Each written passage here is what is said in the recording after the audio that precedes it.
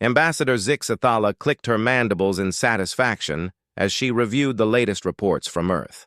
The blue planet's inhabitants continued their predictable patterns of violence and ignorance, just as they had for the past 2,000 Earth years since the Galactic Confederation first made contact. Humans were such primitive creatures.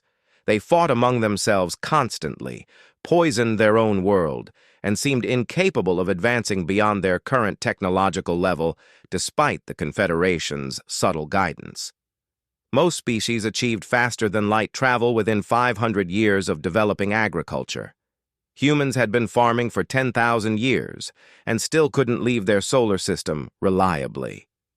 "Another trade request from the Human Council," announced her aide, a nervous Vorthon whose green scales shimmered with anxiety. "They want to exchange their crude metals for our medical technology again." Zixathala laughed, a sound like grinding glass that echoed through her crystalline office aboard the orbital station above Earth. "Of course they do.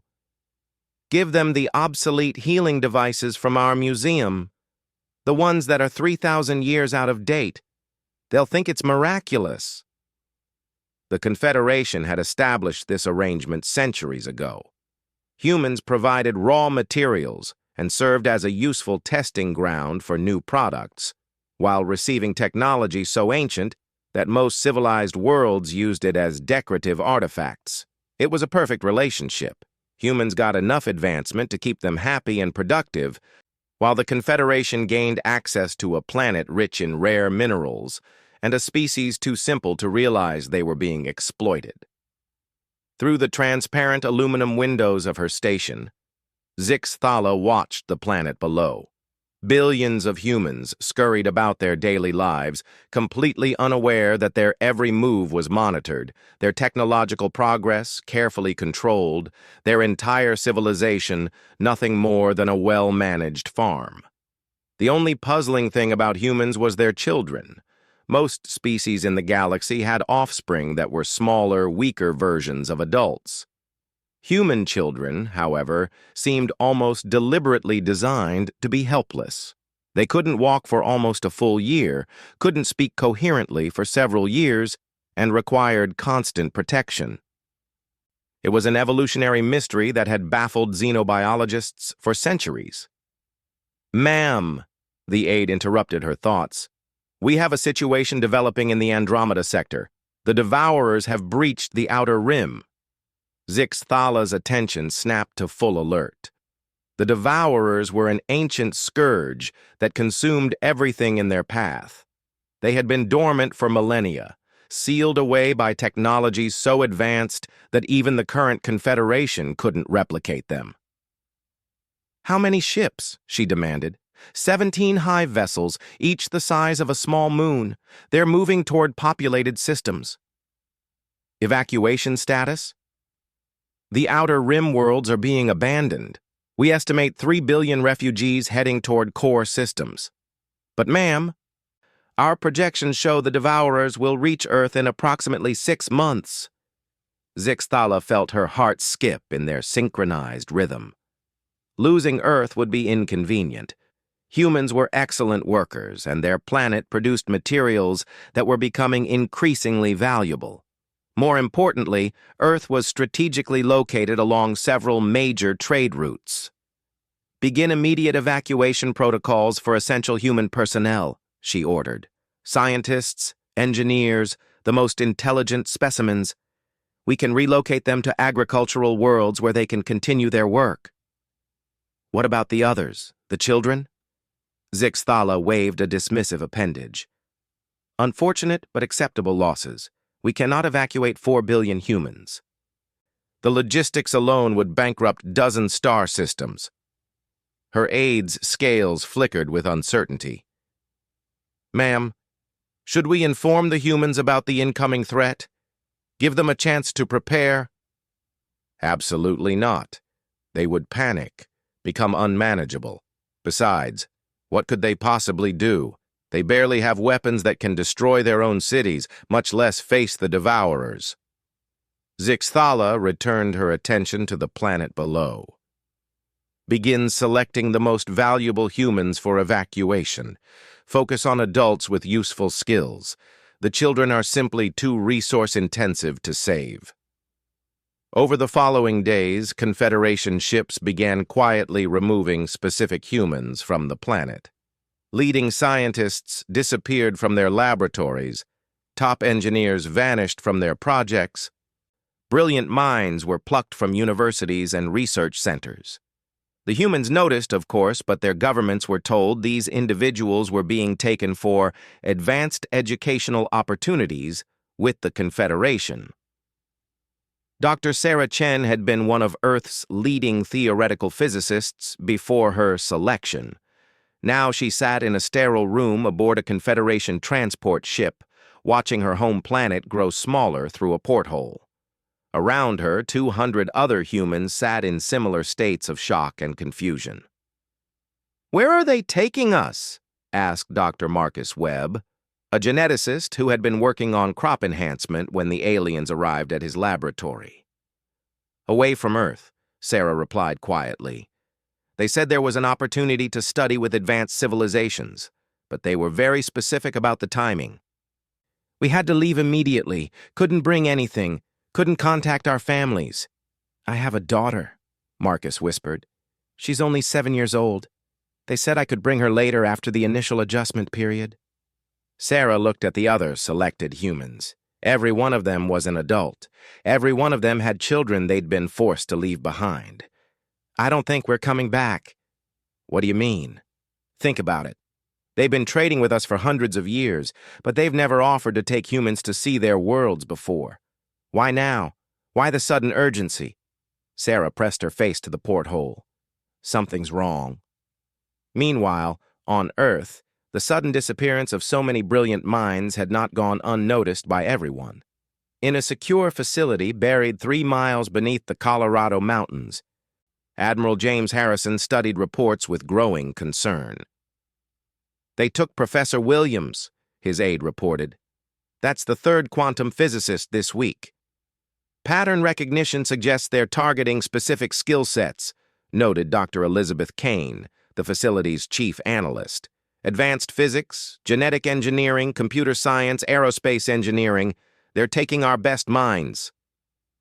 Admiral Harrison nodded grimly. The facility they sat in was officially listed as a geological survey station.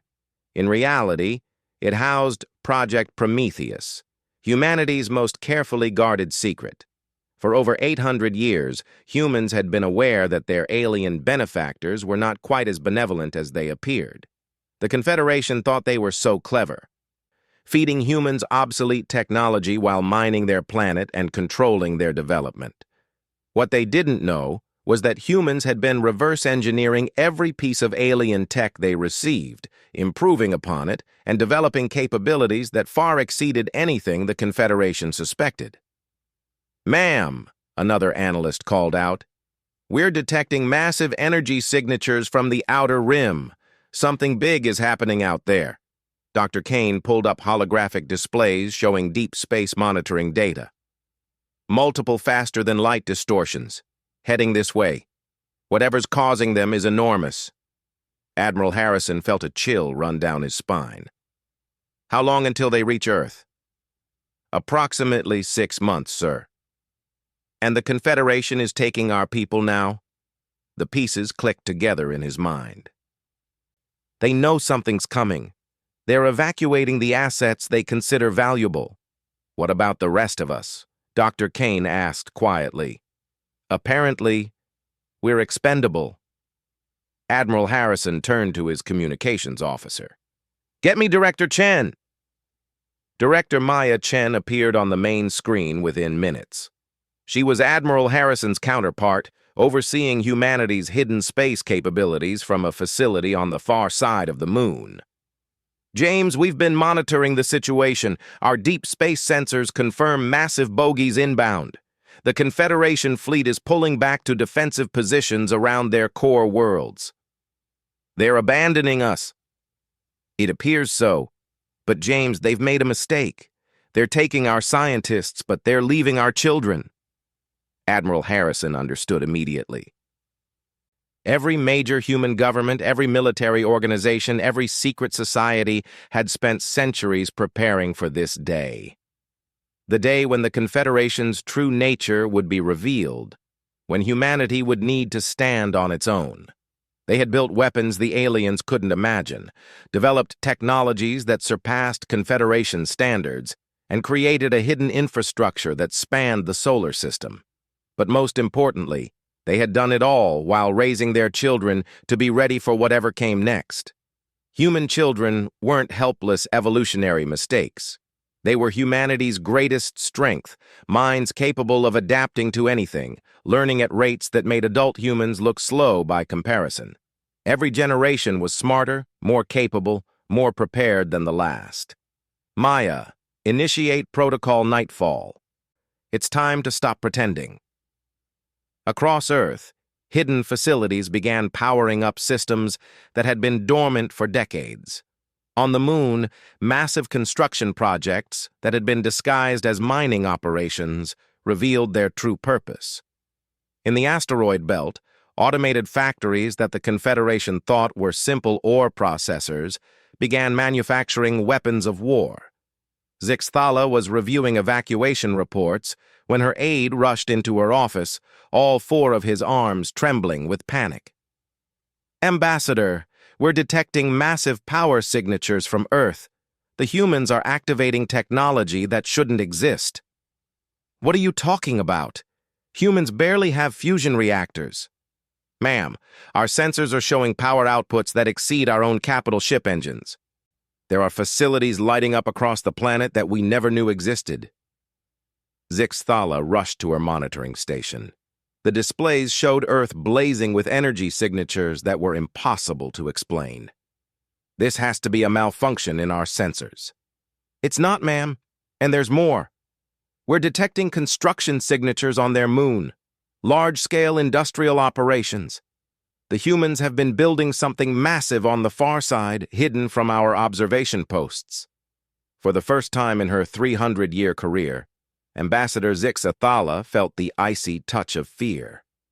"Get me a direct communication line to the Human Council, immediately." The response came not from the familiar government officials she was used to dealing with, but from a woman in military uniform standing in what appeared to be a vast command center.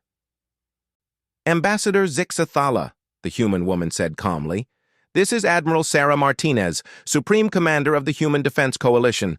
I believe we need to talk." "Where is President Morrison? Who are you? What is happening on your planet?" Admiral Martinez smiled, and there was something predatory in the expression that made Zixthala's shell crawl. "President Morrison and his government were actors, Ambassador, puppets playing their roles while the real leadership of humanity prepared for this day. As for what's happening, I think you already know. The Devourers are coming and you're running." How do you know about the Devourers?" "We've been monitoring deep space for centuries. We know exactly what's heading our way, and we know you've decided we're not worth saving. That was a mistake." "Ambassador?" The display showed Earth from orbit, but it wasn't the same planet Zixthala had been observing for decades. Massive structures were rising from the ground, energy shields were forming in the atmosphere, and the space around the planet was filling with ships that definitely hadn't been there an hour ago. "This is impossible," Zixthala whispered. "We've been monitoring your technological development for 2,000 years. You're barely above primitive levels." "You've been monitoring what we wanted you to monitor. Did you really think we wouldn't notice aliens studying us? Did you think we wouldn't prepare?" Admiral Martinez leaned forward. "You took our best minds, Ambassador, our scientists, our engineers. But you left our children. That was your second mistake." "Children are weak. Helpless beings incapable of meaningful contribution to civilization," Zixthala protested, falling back on established xenobiological fact. "Human children are different, Ambassador. They learn faster than any other species in the galaxy. They adapt to new situations instantly. They ask questions that adults wouldn't think to ask and find solutions that seasoned experts miss." Admiral Martinez paused. Did you know that 70% of our most significant technological breakthroughs in the past century were made by individuals under the age of 25? The implications hit Zixathala like a physical blow. You've been using your offspring as a research force. We've been letting them do what they do naturally: learn, experiment, and innovate. While you thought we were primitive farmers scratching in the dirt, our children were developing faster-than-light communication, matter manipulation technology, and weapon systems that would make your dreadnoughts look like toys. Even if this is true, Zixathala said, trying to maintain her composure, you cannot face the Devourers. They are an ancient evil that consumed entire galaxies. The combined might of the Confederation can barely slow them down. Admiral Martinez nodded. You're right. The Confederation's technology isn't sufficient to stop them. Fortunately, we're not limited to Confederation technology. The display shifted to show the far side of Earth's moon. What Zixathala had assumed were mining installations were revealed to be massive shipyards, construction facilities, and weapons platforms. Ships were emerging from concealed bays, each one sleek and deadly looking, their hulls gleaming with energy patterns she didn't recognize. How long? She demanded. How long have you been preparing for this? Since the day your people first arrived. We knew we were being studied, managed, controlled, so we played along. We pretended to be the simple, violent primitives you expected us to be. We traded our worthless raw materials for your obsolete technology and learned everything we could from it. Then we made it better. Zixathala watched in horror as more and more ships appeared on her sensors. Not dozens, not hundreds, but thousands of human vessels, each one radiating power signatures that exceeded anything in the Confederation fleet. The children you left behind, Admiral Martinez continued. They're not helpless babies anymore. They're the crew members manning these ships, the engineers running these facilities, the scientists who designed weapons that can crack planets.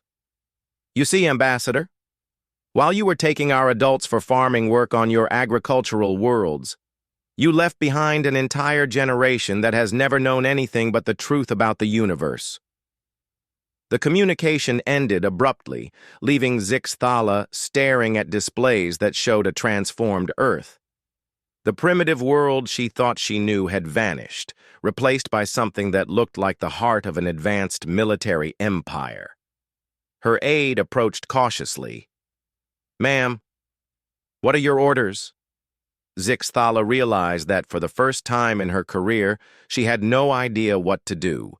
Everything she thought she knew about humans, about Earth, about the balance of power in the galaxy, had just been revealed as an elaborate deception spanning centuries.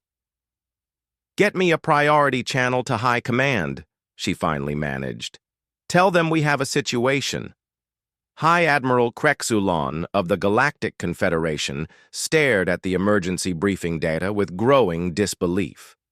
As the supreme military commander of the Confederation's largest fleet, he had seen every type of crisis the galaxy could produce: rebel uprisings, territorial disputes, resource wars, even the occasional encounter with unknown alien species. But nothing had prepared him for this. You're telling me, he said slowly, his massive form casting shadows across the command bridge, that the primitive humans we've been managing for 2 millennia have somehow developed a hidden military-industrial complex that rivals our own. Ambassador Zixathala's holographic image flickered with interference as massive energy discharges continued to erupt from Earth's surface. The evidence is undeniable, High Admiral. They've been deceiving us for centuries. Their actual technological capabilities appear to equal or exceed our own in several key areas. That's impossible. We've monitored every aspect of their development, every technological breakthrough, every scientific advancement, every military installation. Our surveillance network around Earth is absolute. Apparently not, sir. Zixathala's voice carried a tremor of fear. They've been operating entire civilizations' worth of infrastructure without our knowledge. The power readings we're detecting suggest industrial operations on a scale that should have been visible from orbit. Crexelon's four arms moved across multiple control interfaces as he accessed the raw sensor data. What he saw made his secondary heart skip a beat. Earth, which should have been a barely developed world with primitive cities and crude technology, was blazing with energy signatures that painted it as one of the most advanced military strongholds in the galaxy. "How do we respond to this?" asked Fleet Admiral Nythera, Crexelon's senior tactical advisor. "Do we treat them as hostile? Attempt diplomatic contact? Demand explanations?" "We focus on the immediate crisis," Crexelon decided. "The Devourers will reach Earth in less than 6 months. If these humans have truly developed advanced defensive capabilities, they might actually be valuable allies rather than managed subjects." "Sir," interrupted the communications officer, "we're receiving a transmission from Earth. Multiple sources, actually. They're requesting immediate diplomatic contact with our highest-ranking officials." "Put them through." The main display activated, showing not one but 5 different humans in military uniforms, each appearing to command massive installations. The central figure was a young woman who couldn't have been more than 25 Earth years old. "Hi, Admiral Crexelon," she said with crisp authority. "I am Fleet Commander Lisa Park of the Human Space Defense Force. We need to discuss the approaching Devourer threat." Crexelon blinked in surprise. "You appear to be barely past adolescence. Where are your adult leadership?" "I am the adult leadership, along with my colleagues here." She gestured to the other humans on screen. "Commander Zhang is 27. Commander Okafor is 24. Commander Silva is 26. And Commander Petrov just turned 23 last week." "This is unprecedented," Admiral Nythera whispered. "No species in the galaxy puts juveniles in command positions." Fleet Commander Park apparently had excellent hearing. "With respect, Admiral, no other species has our educational accelerative capabilities. By the time a human reaches 20, they've typically mastered more technical knowledge than most alien species acquire in 50 years. By 25, they're ready for strategic command positions. Even accepting that your species has unusual developmental patterns," Crexelon said carefully, "the Devourer threat requires coordination between multiple star systems. This is not a situation for inexperienced commanders." "Inexperienced?" Commander Zhang spoke up with a laugh. "Sir, I've been studying Devourer combat patterns since I was 12. We've all run thousands of tactical simulations. We know their behavioral patterns, their technological capabilities, their strategic weaknesses better than any military in the Confederation. That's impossible. The Devourers have been dormant for 3,000 years. There are no recent combat records." "There are if you know where to look," Commander Silva added. "We've spent decades analyzing archaeological sites, examining the wreckage of civilizations they destroyed, studying the defensive technologies that the ancients used against them. While the Confederation focused on political management and resource extraction, we focused on preparing for the galaxy's real threats." High Admiral Crexelon felt a chill run through his exoskeleton. These young humans spoke with the confidence of seasoned military strategists, but they backed up their words with knowledge that should have been impossible for them to possess. "Commander Park," he said formally, "what exactly are you proposing?" "A joint defense of this sector. Your fleets combined with our capabilities might actually have a chance of stopping the Devourers here rather than just slowing them down.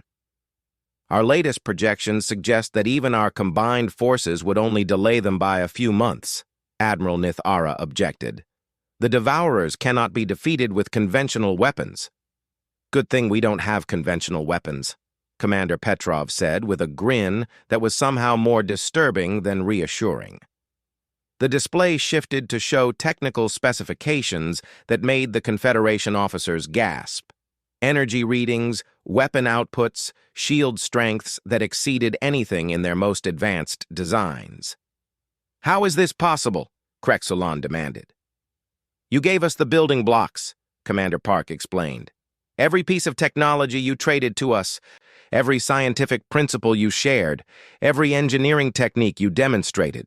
We studied it all, improved it, and developed it far beyond your original specifications. But our technology was deliberately limited. We only shared obsolete equipment, which we reverse-engineered and enhanced. Did you know that your 3,000-year-old medical scanners contained computational matrices that could be repurposed for faster-than-light navigation systems? Or that your obsolete power generators could be modified to produce energy outputs 20 times higher than your current military standard? Commander Jang brought up holographic displays showing weapon systems that looked like nothing the Confederation had ever seen. We call these Void Rippers. They don't just destroy matter, they delete it from existence. The target simply stops being. That's theoretically impossible, Admiral Nithara whispered. So we thought, until one of our 15-year-old physics students figured out how to manipulate quantum probability fields, Commander Okafor added casually.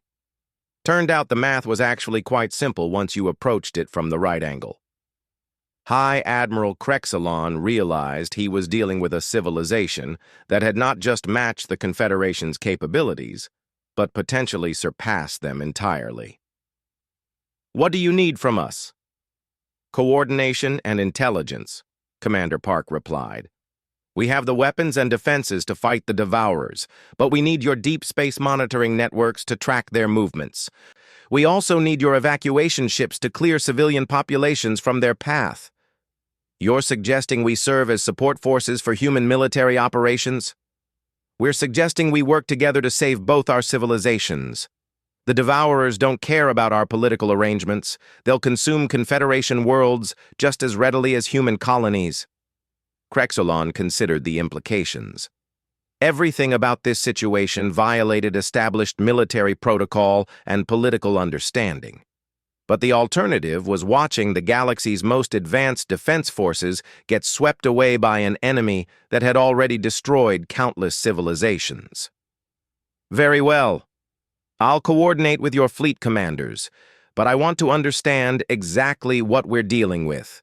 Your capabilities, your strategies, your actual military strength. Of course. We'll provide full tactical briefings, but High Admiral, there's something you need to understand about human military doctrine. Which is? Commander Park's expression became deadly serious. We don't fight to slow our enemies down. We don't fight to buy time for evacuation. We don't fight to minimize losses. When humans go to war, we fight to win completely and permanently. The Devourers have been a threat to the galaxy for millions of years. After this engagement, they won't be. You can't possibly guarantee that level of success.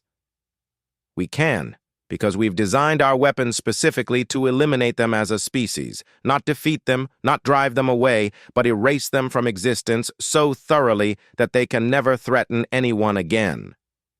The holographic display changed again, showing massive installations being constructed in real time on the far side of Earth's moon. Weapons platforms the size of cities, shield generators that could protect entire star systems, production facilities that were churning out warships faster than Confederation sensors could count them. How long have you been preparing for this specific conflict? Admiral Nithara asked quietly. 837 years, Commander Jang answered. Ever since we detected traces of Devourer technology in our outer solar system and realized they weren't really gone, just sleeping. Your species has been planning a military campaign for over 8 centuries? Not just planning, preparing, training, building, testing. Every generation has added to the project. Every breakthrough in science or technology has been incorporated into our anti-Devourer capabilities. Our entire hidden civilization exists for one purpose: to be ready when they wake up. Krexelon felt his understanding of the galaxy shift fundamentally. Humans weren't the managed primitives the Confederation had believed them to be. They were something entirely unprecedented, a species that had dedicated their entire developmental history to preparing for a single, ultimate conflict. The humans you evacuated from Earth, he realized suddenly, are valuable specimens that we relocated to agricultural worlds, are probably having quite the culture shock right about now. Commander Silva finished with a smirk. Imagine being a brilliant scientist who thinks your species is primitive, suddenly finding yourself on an alien world while your supposedly helpless children are commanding fleets of starships. Communications alerts began chiming across the Confederation command bridge. "Sir," the communications officer reported, "we're receiving urgent messages from 17 different agricultural worlds. The evacuated humans are demanding immediate transport back to Earth." "Let me guess," Commander Park said. "They've figured out what's really happening and want to be here for the fight." "This is highly irregular," Admiral Nithara protested. "Moving civilian populations during military operations violates dozens of safety protocols." "Admiral," Commander Petrov said gently, "there are no civilians in this conflict. Every human has been training for this their entire lives. The evacuated scientists aren't non-combatants. They're specialists who need to be at their posts when the devourers arrive. Children operating military equipment, scientists demanding to participate in combat operations, entire civilizations dedicated to warfare. How is any of this sustainable?" "Because we're not a warrior culture," Commander Park explained. "We're a guardian culture. Everything we've built, every weapon we've designed, every strategy we've developed, it all serves one goal: protecting life in the galaxy. The Devourers represent the ultimate threat to that life. And after you defeat them, what happens to all these weapons, all this military capability? We go back to pretending to be primitive farmers," Commander Zhang said with a straight face. "Until the next existential threat appears." High Admiral Krexelon stared at the young human commanders and realized that his species had spent 2 millennia completely misunderstanding what they were dealing with. Humans weren't primitive subjects to be managed. They were the galaxy's hidden guardians, maintaining a centuries-long deception while they prepared to face threats that even the Confederation couldn't handle. "Very well," he said formally. "The Confederation fleet is at your disposal, Fleet Commander Park. What are your orders?" The human commander smiled, and for the first time, Krexelon saw not the expression of a young alien, but the confident look of a military leader who had been born and raised for exactly this moment. "Admiral, we're going to show the Devourers why threatening human children was the last mistake they'll ever make." Across the communication link, klaxons began sounding on all the Confederation ships as they received new navigation coordinates, tactical assignments, and combat protocols that were unlike anything they had ever encountered. The humans weren't just asking for cooperation. They were seamlessly integrating 2 entirely different military doctrines into a single coordinated defense of the galaxy. As the briefing continued, Admiral Nithara leaned close to Krexelon. "Sir, should we inform the Confederation Council about this development?" Krexelon watched displays showing human battle fleets that outnumbered the Confederation's largest armadas. "Admiral, I think the Council is going to find out soon enough. But yes, send them a priority message. Tell them that our assessment of human capabilities was incomplete." "What should I say about their actual military strength?" "Tell them the truth, that we've been monitoring a nursery while the parents built an arsenal capable of reshaping galactic civilization." The communication link with Earth expanded as more human commanders joined the conversation. Military leaders, scientists, engineers, logistics coordinators, all of them appearing to be barely out of adolescence by galactic standards, all of them speaking with the authority and knowledge of seasoned experts. "Fleet Commander Park," Krexelon said, "one final question. Why reveal yourselves now? You could have maintained your deception, let the Confederation deal with the Devourers, remained hidden." "Because you were abandoning our children, High Admiral. You took our adults and left our youngest and most vulnerable behind to face the Devourers alone." Her expression became arctic. That crossed a line that we will not tolerate from anyone, regardless of their technological superiority or political authority. But you've demonstrated that your children are actually your most capable individuals. That doesn't matter. The principle remains the same. Threaten human children, and you discover what we're really capable of. The Devourers are about to learn that lesson in the most permanent way possible. High Admiral Krexulon nodded slowly. I understand. And High Commander, for what it's worth, the Confederation regrets our miscalculation regarding your species. Apology accepted, Admiral. Now let's go save the galaxy. Dr. Sarah Chen pressed her face against the porthole of the Confederation transport ship, watching in amazement as Earth grew larger in the viewing window. After 3 months on the agricultural world Kepler 442b, she had expected to return to the same primitive planet she had left behind. Instead, what she saw defied every assumption she had ever made about her own species. Massive orbital platforms surrounded Earth like a mechanical ring system. Ships the size of cities moved through space with impossible grace. Energy barriers that looked like auroras of pure light flickered across the planet's atmosphere. This wasn't the Earth she knew. This was something out of the most advanced science fiction. "Is that really our home?" whispered Dr. Marcus Webb, the geneticist who had been so worried about his 7-year-old daughter. "I don't know anymore," Sarah admitted, "but I'm about to find out." The transport ship docked with one of the orbital stations, and the evacuated human scientists found themselves greeted by individuals in crisp military uniforms. What shocked Sarah most was how young they all appeared to be. "Welcome home, Dr. Chen," said a young woman with commander's insignia. "I'm Lieutenant Colonel Amy Foster, and I'll be conducting your briefing." "You can't be more than 25 years old," Dr. Webb protested. "How can you hold a military rank?" "I'm 26, actually, and I've been preparing for this conflict since I was 8, Colonel Foster replied matter-of-factly. "But we can discuss career progression later.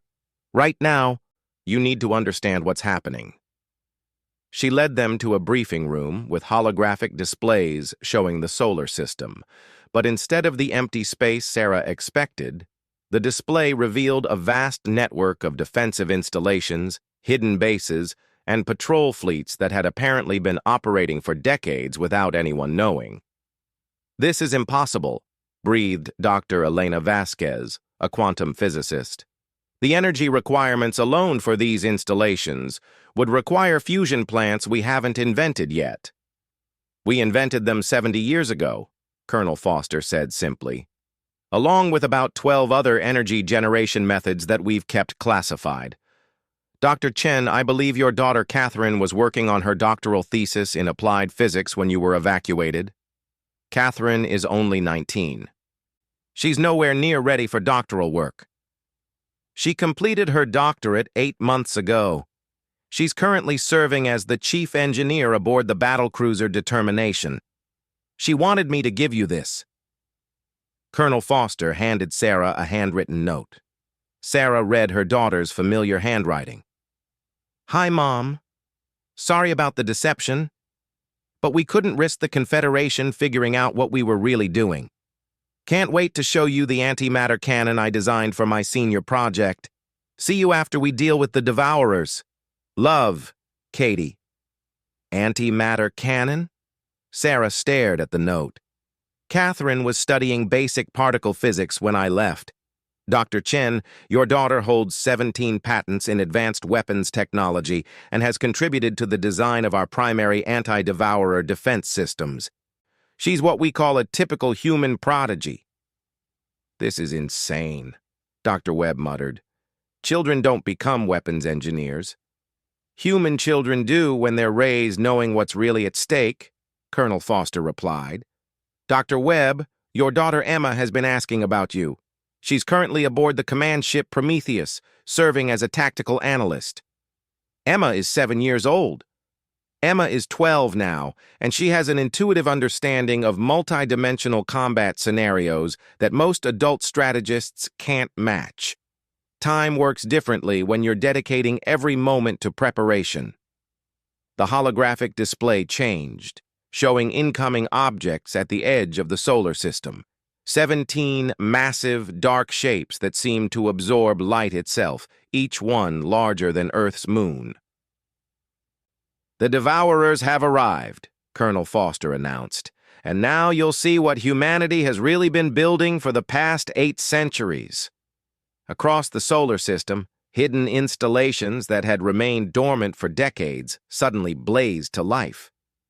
The asteroids that scientists had thought were natural rock formations revealed themselves as camouflaged weapons platforms. The mining facilities on distant moons opened like flowers, deploying defensive systems that could shield entire planets. Dr. Sarah Chen watched in awe as her species revealed its true nature. Humanity hadn't been the primitive civilization she thought she knew. They had been the galaxy's most dedicated guardians, hiding their capabilities behind a facade of ignorance while they prepared for this exact moment. "Battle stations," came an announcement over the station's communication system, but the voice wasn't that of an experienced admiral. It was the voice of someone who couldn't have been older than 25. "That's Fleet Admiral Rebecca Martinez," Colonel Foster explained. "She's been commanding our space forces since she was 22. "A 22-year-old Fleet Admiral? When you've been training for command since childhood, age becomes irrelevant. Admiral Martinez has run more tactical simulations than most species conduct in their entire military history." The main display showed the human fleet moving to intercept the Devourers. But these weren't the crude ships that Sarah expected from Earth's technology level. These were sleek, elegant vessels that moved like living things, their hulls covered in geometric patterns that seemed to shift and flow. "My God," whispered Dr. Elena Vasquez. "Those energy signatures are reading in the exajoule range. That's more power than our entire planetary grid could generate." "Our ships don't use conventional power sources," Colonel Foster explained. "We've been working with zero-point energy extraction for about 40 years now. The first engagement began with weapons that defied everything the evacuated scientists thought they knew about physics. Beams of light that seemed to unravel matter at the molecular level. Energy fields that created temporary pocket dimensions where the Devourer's weapons simply ceased to exist. Projectiles that traveled faster than light and struck their targets in the past." "How is any of this possible?" Dr. Webb demanded. "Your children made it possible," Colonel Foster replied. "Every breakthrough, every innovation, every impossible technology came from young human minds that approached problems without preconceived limitations." Dr. Sarah Chen watched as her daughter Catherine's ship, the Determination, engaged a Devourer vessel 3 times its size. The human ship moved with impossible agility, firing weapons that seemed to delete sections of the enemy vessel from reality. "The Devourers have been the galaxy's ultimate predator for millions of years," she said quietly. "How can we possibly defeat them?"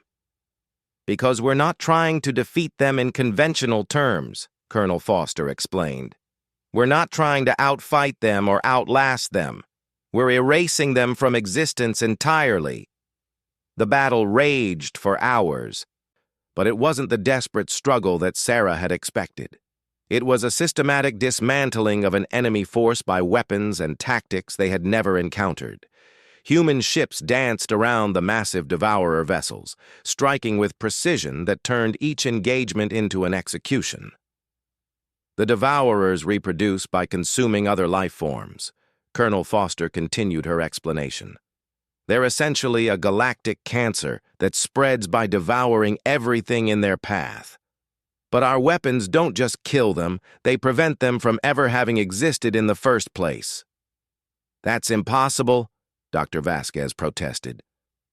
"You can't retroactively eliminate something from the timeline without creating paradoxes. You can if you approach temporal mechanics from a quantum probability perspective rather than a linear causality model," said a young voice behind them. They turned to see a girl who couldn't have been more than 16, wearing the uniform of a chief science officer. "Dr. Vasquez, I'm your daughter Maria. I've been working on temporal mathematics since I was 9. Would you like me to explain how causality locks work? Dr. Vasquez stared at her daughter in shock. Maria? But you were just starting high school when I left. I finished high school at 11, Dr. Vasquez. I have 3 doctorates now, and I've been looking forward to showing you my research on probability cascade manipulation. On the main display, the battle was reaching its climax. The Devourer vessels, massive and ancient and theoretically unstoppable, were being methodically erased from existence. Not destroyed, not defeated, but simply removed from reality, as if they had never been. Final phase, announced Fleet Admiral Martinez over the communication system. Initiating temporal cascade. What happened next would have been impossible to describe to someone who hadn't witnessed it. The weapons fire from the human fleet suddenly intensified, but instead of simply striking the remaining Devourer ships, the energy beams seemed to reach backwards through time. Every Devourer vessel that had ever existed, every sleeping hive ship, every dormant spore floating in deep space simply stopped being. We're not just winning this battle, Colonel Foster explained quietly. We're winning every battle the Devourers might ever fight. Past, present, and future. Dr. Sarah Chen felt her worldview collapse and rebuild itself in the span of moments. Her species hadn't just hidden their technological capabilities. They had developed a level of scientific understanding that allowed them to reshape reality itself. The evacuation, she realized suddenly. You let the Confederation take us off Earth so they wouldn't interfere with this operation. Partly, Colonel Foster admitted, but mostly because we needed the Confederation's deep space monitoring networks to track the Devourer's approach. The evacuation served multiple purposes. And now? Now we go back to our previous arrangement. The Confederation believes they're the advanced civilization managing primitive humans. We go back to pretending to be simple farmers and miners. Life returns to normal. But everything has changed, Dr. Webb protested. They know what we're capable of now. Do they? Colonel Foster smiled. By tomorrow, the official records will show that the Devourers were destroyed by a joint Confederation human operation using modified Confederation technology. The Confederation's government will believe their own military saved the galaxy. You're going to hide this? All of it? Dr. Chen, we've been hiding our true capabilities for over 2,000 years. Covering up one battle isn't particularly difficult. Over the following days, Dr. Sarah Chen watched in amazement as humanity's vast military infrastructure simply vanished. The orbital platforms folded back into configurations that looked like primitive space stations. The advanced warships morphed their hull configurations to appear like crude, chemical-propelled vessels. The energy signatures that had blazed across the solar system dropped back to levels that suggested a barely spacefaring civilization. "Mom!" Catherine Chen came bounding into the civilian quarters like the 19-year-old student Sarah remembered, not the weapons engineer who had just helped save the galaxy. "Did you see the light show? The alien space battle was amazing." "Catherine, I know what really happened." Her daughter's expression shifted subtly. "I know you know, Mom, but the Confederation observers don't. As far as they're concerned, they just witnessed their own military forces successfully defending a primitive human world from an external threat. And you're all okay with going back to pretending to be children?" "Mom, we are children. I'm 19 years old. Emma Webb is 12. Maria Vasquez is 16. We're young by any reasonable standard. We just happen to be really, really good at what we do." Dr. Sarah Chen looked at her daughter with new understanding. These weren't adults trapped in children's bodies. They were children who had been raised to excellence, who had grown up knowing their purpose, who had been prepared from birth to be humanity's guardians. "What happens now?" "Now we wait," Catherine said simply. "We monitor the galaxy for new threats. We continue our research. We prepare for whatever comes next. And we let the Confederation go back to thinking they're in charge while we make sure the galaxy stays safe. And if another threat emerges? Catherine's expression became serious for a moment. Mom, we've spent 8 centuries preparing for the Devourers specifically.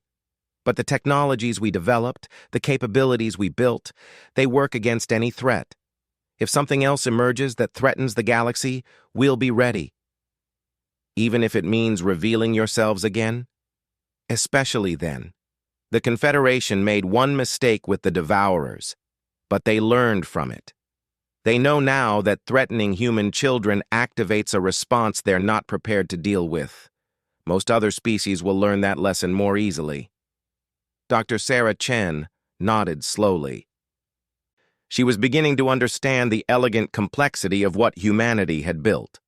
Not just a military force, but a permanent guardian system that could defend the galaxy while remaining completely hidden from those they protected. Dr. Chen, Colonel Foster appeared in the doorway. The Confederation is offering transport back to Earth's surface if you'd like to resume your previous research. What about the scientists who were evacuated? Do we just go back to our old jobs? With some modifications. The Confederation is going to be investing heavily in human scientific development now. They want to understand how we contributed to defeating the Devourers. You'll find your research budgets significantly increased. And we'll use that increased support to develop even more advanced capabilities? Naturally. The Confederation thinks they're encouraging human development.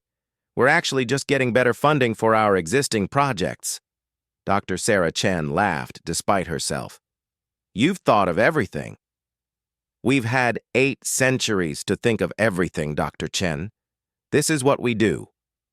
As the transport prepared to return the evacuated scientists to Earth, Dr. Sarah Chen looked back at the orbital station that had briefly revealed humanity's true nature. Tomorrow, it would look like a primitive research facility again. The young officers in crisp military uniforms would go back to pretending to be students and civilian researchers. The galaxy's most advanced weapons would be hidden away until they were needed again. But Sarah Chen would never forget what she had seen. Her species wasn't the primitive civilization she had always believed them to be. They were the galaxy's secret guardians, protecting all life while remaining completely invisible to those they protected. And if anyone ever threatened human children again, they would discover just how dangerous Earth's seemingly helpless offspring could be. As the transport ship descended toward Earth's atmosphere, Dr. Sarah Chen smiled as she watched her daughter Catherine pull out a tablet and begin working on what appeared to be homework. But Sarah could see past the deception now. Catherine wasn't doing homework. She was designing the next generation of defensive systems, preparing for threats that might not emerge for centuries, ensuring that humanity would be ready for whatever the universe might throw at them. The galaxy was safe. And it would remain safe as long as humanity's children continued to grow up knowing their true purpose, hidden behind a facade of innocence that concealed the most capable guardians the universe had ever known.